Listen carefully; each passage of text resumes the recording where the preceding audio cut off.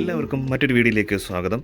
അപ്പോൾ ടോഷിബയുടെ PCG22 എന്ന് പറയുന്ന ഈ ഒരു സ്റ്റീരിയോ കാസറ്റ് ഡെക്കിൻ്റെ റിവ്യൂ ആണ് നമ്മൾ ഇപ്പോൾ ചെയ്യുന്നതിൻ്റെ പാർട്ട് 2 ആണിത്. അപ്പോൾ പാർട്ട് 1 കാണാത്തവർ തീർച്ചയായിട്ടും അത് കാണുക. അതിൻ്റെയൊക്കെ ഒരു കണ്ടിന്യൂഷൻ വീഡിയോ ആണിത്. അപ്പോൾ അതിലേക്കുള്ള ലിങ്ക് ഞാൻ ഡിസ്ക്രിപ്ഷനിലും അതുപോലെ തന്നെ കമൻറ്റിൽ ഞാൻ പിൻ ചെയ്യുന്നുണ്ട്. അതുപോലെ ഈ ഒരു കാർഡിലും ആഡ് ചെയ്യുന്നുണ്ട്. നിങ്ങൾക്ക് ആ ഒരു വീഡിയോ ചെക്കൗട്ട് ചെയ്യാവുന്നതാണ്.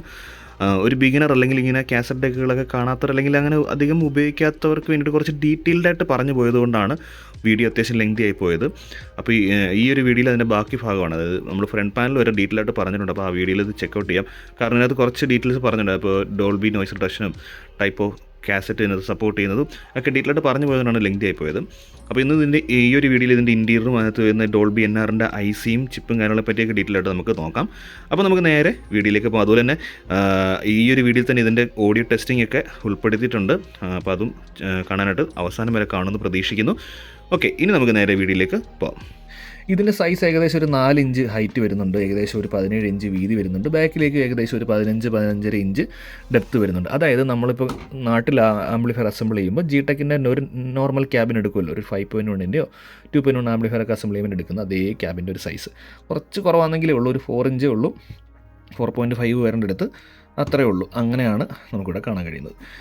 സൈഡൊക്കെ നോക്കുകയാണെങ്കിലും ഇതിനകത്ത് അങ്ങനെ വെൻറ്റിലേഷനൊന്നുമില്ല. കാരണം ഇതിനകത്ത് അങ്ങനെ ഹീറ്റ് ആവുന്ന ഒരു പ്രോസസ്സൊന്നും വരുന്നില്ല. കാരണം ലോഡ് എടുക്കുന്നില്ലല്ലോ. ആകെ ഒരു മോട്ടർ മാത്രമല്ലേ കറങ്ങുന്നുള്ളൂ ലോഡ് എടുക്കുക എന്നുള്ള സംബന്ധിച്ചിട്ട്. ബാക്ക് സൈഡിലേക്ക് വരികയാണെങ്കിൽ വളരെ നീറ്റ് ആൻഡ് ക്ലീൻ ആയിട്ട് ഫുള്ളി മെറ്റൽ ക്യാബിനാണ്. ഫ്രണ്ട് പാനൽ ഉൾപ്പെടെ എല്ലാം മെറ്റലിലാണ് വന്നിട്ടുള്ളത്. ഈ ഒരു ഭാഗത്തായിട്ട് ലൈൻ ഇൻപുട്ട്, റെക്കോർഡിംഗ് ഇൻപുട്ട്, ഇതിലേക്കാണ് ഞാൻ നേരത്തെ പറഞ്ഞ നമ്മുടെ ബ്ലൂടൂത്ത് സ്പീക്കർ കണക്ട് ചെയ്തിട്ട് ബ്ലൂടൂത്ത് സ്പീക്കറിൽ പ്ലേ ചെയ്യുന്ന ഓഡിയോ റെക്കോർഡ് ചെയ്യുന്നത്. അപ്പോൾ നമുക്ക് വേണമെങ്കിൽ ബ്ലൂടൂത്ത് സ്പീക്കറിൽ കണക്ട് ചെയ്ത് നമ്മുടെ ഫോണിൽ യൂട്യൂബിൽ കരോക്കെ സോങ് പ്ലേ ചെയ്തിട്ട് ഫ്രണ്ടിൽ ഞാൻ നേരത്തെ പറഞ്ഞ മൈക്ക് ഇൻപുട്ടിൽ കണക്ട് ചെയ്ത് നമുക്ക് പാടി കാസറ്റിലേക്ക് വേണമെങ്കിൽ റെക്കോർഡ് ചെയ്യാം. അപ്പോൾ എന്തിനാണ് ഇന്നത്തെ കാലത്ത് അങ്ങനെയൊക്കെ ചെയ്തതെന്ന് വെച്ച് കഴിഞ്ഞാൽ ഇതൊരു തരം വട്ട, പറഞ്ഞിട്ട് കാര്യമില്ല. ഇനി തൊട്ടപ്പുറത്താണ് ലൈൻ ഔട്ട് അല്ലെങ്കിൽ പ്ലേ എന്ന് പറഞ്ഞെടുക്കുന്നത്. റെക്കോർഡിങ്ങും പ്ലേ ആയിട്ട് കൊടുത്തിട്ടുണ്ട്. അതായത് ലൈൻ ഔട്ട് ഈ കാസറ്റിൽ എന്താണോ പ്ലേ ആവുന്നത് ഇത് ഇവിടെ നിന്നാണ് എടുക്കുന്നത്. ഇതിലേക്കാണ് ഞാൻ നേരത്തെ പറഞ്ഞ ആംപ്ലിഫയർ കണക്ട് ചെയ്യുന്നത്. ഈ ലൈൻ ഔട്ട് എടുത്ത് നമ്മൾ ആംപ്ലിഫയറിലേക്ക് കണക്ട് ചെയ്യുന്നു. പിന്നെ നോയ്സ് റിഡക്ഷൻ സിസ്റ്റം നമുക്ക് ആ ഒരു ഡോൾബി ലബോറട്ടറീസിൻ്റെ ആണ്. അപ്പോൾ അവരുടെ ആ ഒരു ലൈസൻസ് അവിടെ കൊടുത്തിട്ടുണ്ട്. കാരണം അവരുടെ ടെക്നോളജിയാണ്. അപ്പോൾ ആ ഒരു ട്രേഡ് മാർക്കും അതിൻ്റെ ലോഗോയും ലൈസൻസും എല്ലാം അവരുടെ പറഞ്ഞിട്ടുണ്ട്. പിന്നെ ഇവിടെ മോഡൽ നമ്പർ കൊടുത്തിട്ടുണ്ട്. Toshiba stereo cassette deck model number കൊടുത്തിട്ടുണ്ട്. 120 വോൾട്ടാണ് പറഞ്ഞിട്ടുള്ളത്. അതായത് ഈ പറഞ്ഞ വോൾട്ടേജ് സെലക്ടർ സ്വിച്ച് ഒന്നും ഇവിടെ കൊടുത്തിട്ടില്ല, അതിൻ്റെ ആവശ്യം വരുന്നില്ല. 11 വാട്ട്സാണ് മൊത്തത്തിൽ ഈ ഡിവൈസ് എടുക്കുന്നത്. പിന്നെ അതിൻ്റെ serial number made in Japan Toshiba corporation ഈ ഭാഗത്തായിട്ട് കൊടുത്തിട്ടുണ്ട്. Printed in Canada. എനിക്ക് തോന്നുന്നു ഇത് കൊണ്ടുവന്ന ഷോപ്പിൻ്റെ വല്ല ആകാനാണ് ചാൻസ്, എനിക്കറിയില്ല. ഇത് ഇന്ത്യയിലുള്ള ഡിവൈസുകളിലൊക്കെ ഈ ഒരു സ്റ്റിക്കർ ഉണ്ടോ എന്ന് എനിക്കറിയത്തില്ല. അറിയുന്നവർ കമൻറ്റ് ചെയ്യുക. പിന്നെ നോർമൽ ഇവിടെ കാനഡയിൽ വരുന്ന ടൈപ്പ് ഒരു AC കോഡാണ് കൊടുത്തിട്ടുള്ളത്.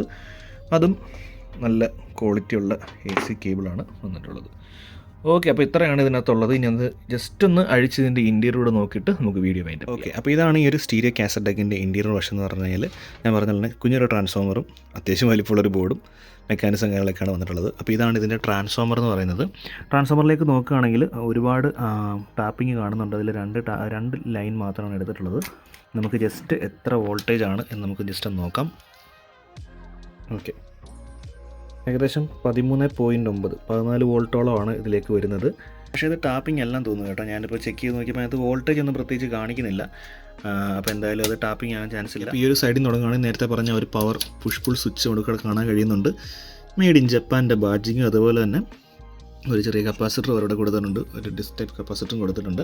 തൊട്ടിപ്പുറത്താണ് നമ്മുടെ മെക്കാനിസം വരുന്നത്. ഒരു സിംഗിൾ വെൽ ടൈപ്പ് മെക്കാനിസമാണ് ഇവിടെ കൊടുത്തിട്ടുള്ളത്. ഡീറ്റെയിൽഡായിട്ട് എനിക്ക് അറിയത്തില്ല.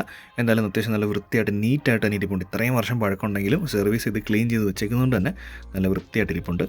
ഈ ഒരു ഭാഗത്തായിട്ട് തന്നെ നമുക്ക് ലീവ് സ്വിച്ച് കാണാൻ കഴിയുന്നുണ്ട്. അപ്പം ലീവ് സ്വിച്ച് എന്താണെന്ന് വെച്ച് കഴിഞ്ഞാൽ ഇതിനെപ്പറ്റി അറിയാത്തവർക്കാണെങ്കിൽ ജസ്റ്റ് സിമ്പിൾ ഒരു സ്വിച്ചിൻ്റെ വർക്കിംഗ് തന്നെ. അതായത് നമ്മളൊരു പ്ലേ ഞെക്കുന്ന സമയത്ത് ഈ രണ്ട് തകിട്, അതായത് ഈ ഒരു തകിടിൽ ഇൻബിറ്റ്വീനായിട്ടാണ് നമ്മൾ എപ്പോഴും സ്വിച്ച് ഇടുന്നത്. അറിയാമല്ലോ, നമ്മൾ നോർമലി സ്വിച്ച് ഇടുന്നത് പോസിറ്റീവ് വയറിൻ്റെ ഇൻബിറ്റ്വീനായിട്ടാണ്. അപ്പോൾ ഇത് പോസിറ്റീവ് വയറിൻ്റെ ഇൻബിറ്റ്വീൻ തന്നെയാണ്. അപ്പോൾ ഇത് പ്ലേ ഞെക്കുന്ന സമയത്ത് ഒരു ലിവർ ഒന്ന് തട്ടി ഈ 2 തകിടോട് ജോയിൻ്റ് ആവുകയും ഈ സർക്യൂട്ട് കംപ്ലീറ്റ് ആവുകയും ആ സപ്ലൈ മോട്ടറിലേക്ക് ചെന്ന് മോട്ടർ കറങ്ങുകയാണ് ചെയ്യുന്നത്. വളരെ സിമ്പിളായിട്ടുള്ളൊരു മെക്കാനിസമാണ്. അപ്പോൾ നമുക്കിവിടെ 2 ലീഫ് സ്വിച്ച് കൊടുത്തായിട്ട് കാണാൻ കഴിയുന്നുണ്ട്. അപ്പോൾ ഞാൻ ആദ്യം വിചാരിച്ചത് ഇതിൽ റെക്കോർഡിങ് സെപ്പറേറ്റ് ഒരു ബട്ടണും പ്ലേ സെപ്പറേറ്റ് ഒരു ബട്ടൺ ആയതുകൊണ്ട് തന്നെ റെക്കോർഡിങ്ങിന് സെപ്പറേറ്റ് മോട്ടർ കറങ്ങാൻ വേണ്ടിയിട്ട് ഒരു ലീഫ് സ്വിച്ച് ആണെന്ന് വിചാരിച്ചത്. പക്ഷേ ഇവിടെ ഒരു സെപ്പറേറ്റ് ലീഫ് സ്വിച്ച് കൊടുത്തിട്ടുള്ളത് അവർ ആക്ച്വലി കൊടുത്തിട്ടുള്ളത് ഇത് പൗസ് ബട്ടണാണ്. പൗസ് ബട്ടൺ ഞെക്കുമ്പം കണ്ടില്ലേ ആ ഒരു ലീഫ് സ്വിച്ചാണ് ആക്ടിവേറ്റ് ആയിട്ട് മാറുന്നത്. സോ അതിന് വേണ്ടിയിട്ടാണ്. അപ്പോൾ ആ ഒരു പൗസ് ബട്ടൺ ഓണാക്കുകയും ഓഫാക്കുകയും ചെയ്യുന്ന സമയത്താണ് നമുക്ക് ഈ ഒരു ലീഫ് സ്വിച്ച്, എനിക്ക് തോന്നുന്നത് ഈ ഒരു സർക്യൂട്ട് ഡിസേബിൾ ചെയ്യാൻ വേണ്ടിയിട്ടായിരിക്കാം ഒരു പൗസ് ബട്ടൺ സെപ്പറേറ്റ് കൊടുത്തത്. അപ്പോൾ ഈ ഒരു മെക്കാനിസത്തിൽ അങ്ങനെ ആയിരിക്കാം വരുന്നത്. ബാക്കി റീവൈൻഡ്, ഫോർവേഡ്, റെക്കോർഡിങ്, പ്ലേക്കെല്ലാം ഈ ഒരു ലീഫ് സ്വിച്ച് ഓണായി അല്ലെങ്കിൽ എൻഗേജ് ആയിയാണ് മോട്ടർ കറങ്ങുന്നത്. അപ്പോൾ ഇതാണ് ഇതിൻ്റെ മോട്ടർ വരുന്നത്. ഏത് ബ്രാൻഡിൻ്റെ മോട്ടറാണെന്നുള്ളത് നമുക്കിത് അഴിച്ചാൽ മാത്രമേ കാണാൻ പറ്റുള്ളൂ. മിത്സുബിഷി ആകാനാണ് ചാൻസ്, അറിയില്ല. പിന്നെ ഇവിടെ ചെറിയൊരു സർക്യൂട്ട് കൊടുത്തിട്ടുണ്ട്. അത് മോട്ടറിൻ്റെയും ലീഫ് സ്വിച്ചിൻ്റെയും കണക്ഷൻ വൃത്തിയാക്കാൻ വേണ്ടിയിട്ട് അവർ കറക്റ്റായിട്ട് 2 ലീഫ് സ്വിച്ചിൻ്റെ കണക്ഷനൊക്കെ കറക്റ്റായിട്ട് അവരോട് കൊടുത്തിട്ടുണ്ട്. അപ്പോൾ ഇത്രയാണ് മെക്കാനിക്സിൻ്റെ സൈഡ് വരുന്നത്. പിന്നെ ഇതാണ് നമ്മുടെ VU മീറ്റർ. VU മീറ്ററിൻ്റെ ആ ഒരു ഭാഗത്തായിട്ട് വലിയ കോമ്പണൻസ് അവിടെ ഒരു IC ഉണ്ട്. ഓക്കെ, എനിക്ക് തോന്നുന്നത് IC ആണെന്ന് തോന്നുന്നത്, അഴിച്ചാലേ അറിയാൻ പറ്റുള്ളൂ. പിന്നെ അതിലേക്കുള്ള ഇൻപുട്ട് സെക്ഷൻ എനിക്ക് തോന്നുന്നു ഇനിയിപ്പോൾ ഇവിടെ നിന്നാണോ ഓഡിയോ വരുന്നത് കൃത്യമായിട്ട് അറിയത്തില്ല. എന്തായാലും ആ ഒരു ഭാഗത്തേക്ക് എത്തുന്നതിന് വേണ്ടിയിട്ടുള്ള വയർ ഇവിടെ കൊടുത്തിട്ടുണ്ട്. അതാണ് നമ്മുടെ VU മീറ്ററിൻ്റെ സെക്ഷൻ. പിന്നെ നമ്മുടെ പുഷ് പുൾ സ്വിച്ചിൽ അവിടെ കാണാൻ കഴിയുന്നുണ്ട്. അത് നമ്മുടെ ഡോൾബി NR ഓഫ് ചെയ്യാനും ഓൺ ചെയ്യാനും ഏത് ടൈപ്പ് കാസറ്റൊക്കെയാണ് സെലക്ട് ചെയ്യാൻ വേണ്ടിയിട്ടുള്ള ഒരു ഭാഗം അവിടെ കൊടുത്തിട്ടുണ്ട്. റെക്കോർഡിംഗ് ലെവൽ കൺട്രോളും ഇവിടെ കാണാൻ കഴിയുന്നുണ്ട്. എല്ലാം നല്ല നീറ്റായിട്ട് തന്നെ കൊടുത്തിട്ടുണ്ട്. പിന്നെ ഇതാണ് ഇതിൻ്റെ മെയിൻ ബോർഡ്. ഈ ഒരു ഭാഗത്തായിട്ടാണ് നമുക്ക് ഈ ഒരു 14 വോൾട്ട് AC സിംഗിൾ സപ്ലൈ വന്നിട്ട് അതിനെ റെക്ടിഫൈ ചെയ്യുന്ന സ്റ്റേജ് ഈ ഒരു ഭാഗത്ത് കാണാൻ കഴിയുന്നുണ്ട്. ഡയോഡും കപ്പാസിറ്ററും കൊടുത്തിട്ടുണ്ട്. മാർക്കോണിൻ്റെ കപ്പാസിറ്റേഴ്സാണ് ഇതിനകത്ത് എല്ലാം ഉപയോഗിച്ചിട്ടുള്ളത്. അപ്പോൾ ആ ഒരു കാലഘട്ടത്തിൽ അത്യാവശ്യം ഫേമസ് ആയിട്ടുള്ള ഒരു ബ്രാൻഡ് തന്നെയാണ് മാർക്കോൺ എന്ന് പറയുന്നത്. അതിൻ്റെ കപ്പാസിറ്റേഴ്സ് അത്യാവശ്യം നല്ല ക്വാളിറ്റി ഉള്ളതിനാണെന്നാണ് എൻ്റെ വിശ്വാസം. അറിയാവുന്നവർ തീർച്ചയായിട്ടും കമൻറ്റ് ചെയ്യാം. ബാക്കി PCB ഒക്കെ നോക്കുകയാണെങ്കിൽ അത്യാവശ്യം ആ രസമുണ്ട് കാണാനായിട്ട്. ആ ഒരു 80s ഫീൽ നമുക്കിവിടെ കിട്ടുന്നുണ്ട്. പിന്നെ നമുക്കിവിടെ ഈ ഒരു ഭാഗത്തായിട്ട് ടോഷിബയുടെ ഒരു IC കാണുന്നുണ്ട്. TC5067BP എന്ന് പറയുന്നൊരു IC നമുക്കിവിടെ കാണാൻ കഴിയുന്നുണ്ട്. ഇതൊരു ഹൈ വോൾട്ടേജ് ഒരു ബഫർ IC ആണ്. വോൾട്ടേജ് മാനേജ്മെൻറ്റാണ് നോർമലി യൂസ് ചെയ്യുന്നത്. അപ്പം ഈ ഒരു വോൾട്ടേജ് റെഗുലേഷന് വേണ്ടിയിട്ടായിരിക്കാം, മാനേജ്മെൻറ്റിന് ആയിരിക്കാം ഇത് IC ഉപയോഗിച്ചിട്ടുണ്ടെങ്കിൽ ഒരു ബഫർ സ്റ്റേജ് എന്നുള്ള രീതിയിൽ. പക്ഷേ അത് ബഫർ സ്റ്റേജ് ആണോന്ന് അറിയത്തില്ല കൃത്യമായിട്ട്. അപ്പോൾ അങ്ങനെ ഒരു IC ഇവിടെ ഒരു ഭാഗത്തായിട്ട് കൊടുത്തിട്ടുണ്ട്. പിന്നെ ഞാൻ നേരത്തെ പറഞ്ഞ ഡോൾബി NR അത് വെറുതെ പറഞ്ഞതല്ല, ആക്ച്വലി 2 IC ഇവിടെ കൊടുത്തിട്ടുണ്ട്. ഡോൾബിയുടെ 2 IC കൊടുത്തിട്ട് കാണാൻ കഴിയുന്നുണ്ട്. TA7629P എന്ന് പറയുന്ന 2 IC ഈ ഒരു ഭാഗത്തും ഈ ഒരു ഭാഗത്തായിട്ട് 2 IC കൊടുത്തിട്ടുണ്ട്. ആ ഒരു ഡോൾബി NR അതായത് Dolby B type noise reduction ടെക്നോളജിക്ക് വേണ്ടിയിട്ട് ഉപയോഗിച്ചിട്ടുള്ള IC ആണ്. അതായത് ഹൈ ഫ്രീക്വൻസി ഹിസ്സിങ് സൗണ്ടുകളും നോയ്സും ഡിസ്റ്റോർഷനും ഒക്കെ ഇത് കട്ട് ചെയ്ത് കളയും. എന്നിട്ട് നല്ല ക്വാളിറ്റിയുള്ള ഓഡിയോ തരും. അപ്പോൾ അതുകൊണ്ട് തന്നെയാണ് ഒരു ബ്രൈറ്റ് ഒരു തുറന്ന ഒരു പാട്ടല്ലാത്ത രീതിയിൽ നമുക്ക് ഫീൽ ചെയ്യുക. പക്ഷേ നല്ല ക്വാളിറ്റിയിൽ നമുക്ക് ഫീൽ ചെയ്യുന്നത് ഈ ഒരു ICയുടെ ഫിൽറ്ററിങ് പ്രോസസ്സ് ഉള്ളതുകൊണ്ട് തന്നെയാണെന്നാണ് വിശ്വസിക്കുന്നത്. അങ്ങനെ 2 IC ഇവിടെ കൊടുത്തിട്ടുണ്ട്. അതുകൊണ്ട് തന്നെ നോയ്സ് റിഡക്ഷൻ നല്ല രീതിയിൽ ഈ ഒരു ആംബ് അല്ലെങ്കിൽ ഈ ഒരു പ്രീ സെക്ഷൻ ചെയ്യുന്നുണ്ട്. ഇപ്പോൾ ഈ ഒരു ഭാഗത്തേക്ക് നോക്കുകയാണെങ്കിൽ ടോഷിബയുടെ തന്നെ ജപ്പാൻ മെയ്ഡ് തന്നെ ഒരു TC4016BP എന്ന് പറയുന്നൊരു IC കാണാൻ കഴിയുന്നുണ്ട്. അപ്പോൾ ഞാൻ മനസ്സിലാക്കിയിടത്തോളം ഇതൊരു ബൈലാറ്റർ സ്വിച്ചിങ്, ഒരു കോഡ് ബൈലാറ്റർ സ്വിച്ചിങ് IC ആണ്. അതായത് ഒരു അനലോഗ് ടു ഡിജിറ്റൽ കൺവേർട്ടിങ് അല്ലെങ്കിൽ ഒരു സ്വിച്ചിങ് ചെയ്യുക അല്ലെങ്കിൽ ഒരു റൂട്ടിങ് ചെയ്യുക എന്ന് പറയുന്നത്. അതായത് ഇൻപുട്ട് സ്വിച്ച് ചെയ്യുക അല്ലെങ്കിൽ സിഗ്നലിനെ റൂട്ട് ചെയ്യുക, ഇങ്ങനെയൊക്കെയുള്ളൊരു പരിപാടിയാണ് ഈ ഒരു IC ചെയ്യുന്നത്. അപ്പം ഇതിനകത്ത് എന്താണ് ഇതിൻ്റെ പ്രോസസ്സിങ് അല്ലെങ്കിൽ ഒരു ഓഡിയോ പ്രോസസ്സിങ് തന്നെ ആകാനാണ് ചാൻസ്. അപ്പം അതിനെപ്പറ്റി ഡീറ്റെയിലായിട്ട് എനിക്ക് അറിയത്തില്ല, അറിയുന്നവർ കമൻറ്റ് ചെയ്യുക. പറഞ്ഞല്ലോ ഞാൻ ബിഗിനറാണ്, അപ്പോൾ അത് ഉള്ള മിനിമം നോളജ് മാത്രമേ എനിക്കുള്ളൂ. പിന്നെ ഈ ഒരു കാണുന്ന IC ടോഷിബയുടെ തന്നെ TA763GB എന്ന് പറയുന്ന ഒരു IC. ഇത് ആക്ച്വലി ഒരു AM ട്യൂണർ സർക്യൂട്ടാണ് ആക്ച്വലി ഞാൻ മനസ്സിലാക്കിയെടുത്തോളം. അപ്പോൾ ഇതിനകത്ത് എനിക്ക് തോന്നുന്നത് ഹെഡ് പ്രീ സെക്ഷന് വേണ്ടിയിട്ടായിരിക്കും ഇത് വർക്ക് ചെയ്യുന്നത്.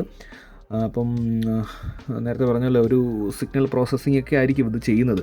അപ്പോൾ ആ ഒരു ഹെഡിൽ നിന്ന് വരുന്ന സിഗ്നൽ അതായത് ലൈൻ വരുന്നത് ഈ ഒരു ഭാഗത്താണ്. അപ്പോൾ may be head pre transistor based ഒരു ഹെഡ് പ്രീ ആണ് വരുന്നത്. അതിൽ നിന്ന് ഒന്നും കൂടെ ഒന്ന് പ്രോസസ്സ് ചെയ്യാൻ വേണ്ടിയിട്ടായിരിക്കാം ഈ ഒരു IC ഇവിടെ ഉപയോഗിച്ചിട്ടുള്ളത്. എന്തായാലും ഓഡിയോ പ്രോസസ്സിങ് തന്നെയാണ് ഇതെല്ലാം ചെയ്യുന്നത്. അപ്പോൾ ടോഷിബയുടെ തന്നെ സ്വന്തം ICകളാണ്. പിന്നെ ഡോൾബിയുടെ ബാഡ്ജിങ്ങോടുകൂടി വരുന്ന ഡോൾബിയുടെ 2 IC ഞാൻ പറഞ്ഞ Dolby B type noise reduction പ്രോസസ്സിങ്ങും ഈ ഒരു ഭാഗത്തായിട്ട് ചെയ്യുന്നതായിട്ട് നമുക്ക് കാണാൻ കഴിയുന്നുണ്ട്. അപ്പോൾ ഇത്രയാണ് ഇതിൻ്റെ ഇൻറ്റീരിയർ സൈഡ് എന്ന് പറയുന്നത്. അപ്പോൾ അത്യാവശ്യം നല്ല രീതിയിൽ എൻജിനീയറിങ് വർക്കൗട്ട് ചെയ്തിട്ടുള്ള ഒരു സ്റ്റീരിയോ കാസറ്റ് ഡെക്ക് തന്നെയാണ് PC-G22 എന്ന് പറയുന്നത്. ഇനി നമുക്കിതിൻ്റെ ഓഡിയോ ക്വാളിറ്റിയും ചെക്ക് ചെയ്തിട്ട് വീഡിയോ വൈൻഡപ്പ് ചെയ്യാം. അകലെയാണെങ്കിലും നീ എനിക്കെപ്പോഴും അരികിലുണ്ടായിരുന്നു. മത്താപ്പൂത്തിരി പെൺകുട്ടി പത്തരമാറ്റിൻ പൊൻകട്ടി കണ്ണടച്ച് മഴ നനയും ആതിരാ കുയിലുകളെ തേനിളം